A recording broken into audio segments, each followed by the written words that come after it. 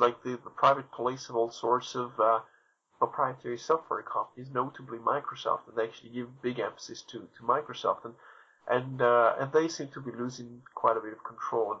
And this kind of reminds me of Apple, because Apple is not actually one of their clients. Apple doesn't have to chase people and their installation of software, because Apple is so much focused on embedding software inside hardware, or actually making it to tie together, something which a certain company from Florida was trying to challenge a while back, going on for quite a few years now.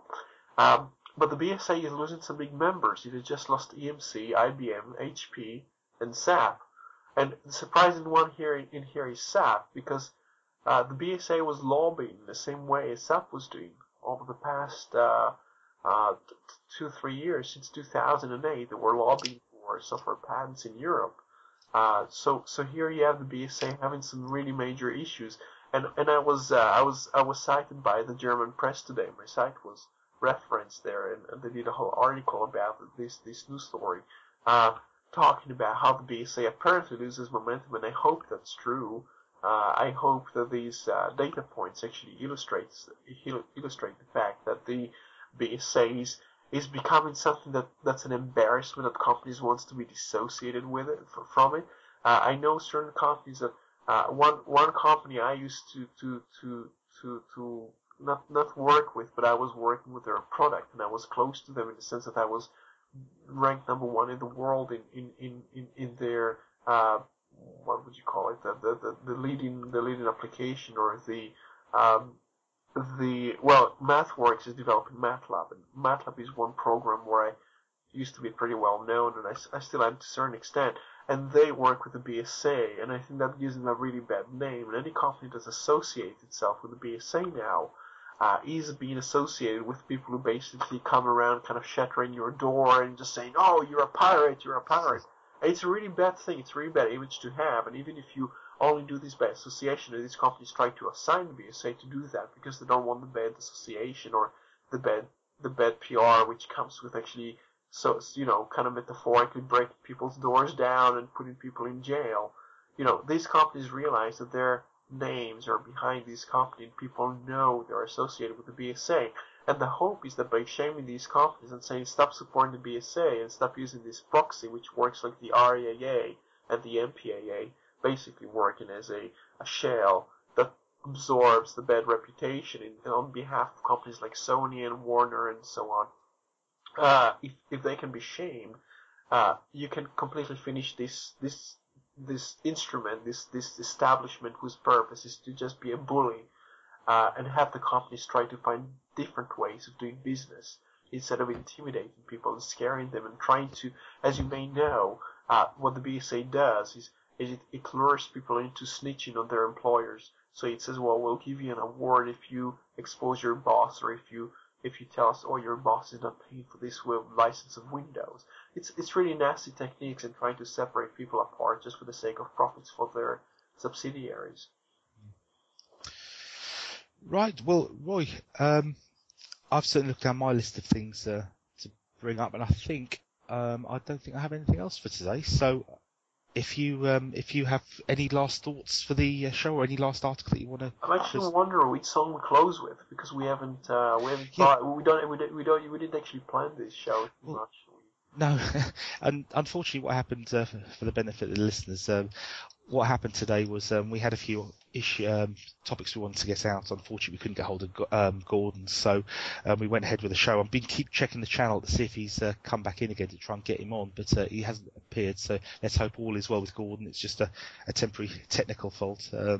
He wouldn't have known that we were doing it today, so hopefully we'll see him in a few days' time. I think listening to Marty's track fully for the first time when it was attached to the last show, I really like that. I think Marty's put a lot of hard work into it. I didn't say it on the show because Roy introduced the song last time, and so I didn't get a chance to say anything because we only have one person introducing the ending show. But thank you very much, Marty. It was greatly appreciated. It sounds really, really good. I love the way at the beginning, which I never noticed before because I never pumped it through my stereo speakers, but it's got my site slogan. coming out in a robotic voice at the beginning, which I never noticed when listening through cheap PC speakers. It was only when I put it on the main stereo that I heard that. So thanks very much. It was very nice to hear that. Thank you for your hard work. Roy, if you want to end on the I Fought the Troll by Tom Smith, who was kind enough to let us use his music for the intro, we can do that for today and then spend a bit of time looking for a new track of the day for our next show. Okay. Yep. Yeah. Well, on the basis of that then, thank you everybody very much for downloading the show. I hope you enjoyed it. I hope you didn't miss Gordon very much. Me and Roy certainly got our topics out, and we're going to end on the track that we started with. This is the intro music in its full version. Tom Smith, the author of this particular music, and you find his links on my show notes. He a very talented, very nice chap, and this song is called I Fought the Troll. Listen to the lyrics, it's very funny, and if you haven't heard it before, take this opportunity to play it through and pop over to Tom Smith's website and see if you can support him in some way. But thanks everybody for listening, and see you next time.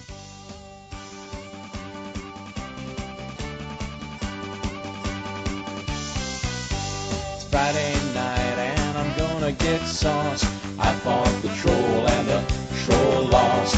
I fought the troll and the troll lost. He tried to boss me and was outbossed. I fought the troll and the troll lost. I fought the troll and the troll lost. Underneath his creeper bridge, hoping goats will cross. Quoting Ashcroft and Tom Ridge, I fought the troll and the troll lost. I fought the troll and the troll lost. He's even dumber than Mickey Koss. I fought the troll and the troll lost. I fought the troll and the troll lost. Wouldn't last 2 minutes with David Frost. I fought the troll and the troll lost. I fought the troll and the troll lost. His worldview sounds like pro wrestling, although not as nuanced. Behind his eyes the wind's whistling. I fought the troll and the troll lost. I fought the troll and the troll lost. I kicked him off of Pentagon and Atrios. I fought the troll and the troll lost. I fought the troll and the troll lost. He's permanently banned from daily cost. I fought the troll and the troll lost. I fought the troll and the troll lost. And in November, W and all his thugs will toss. We'll try to fix America. I fought the troll and the troll lost. I fought the troll and the troll lost.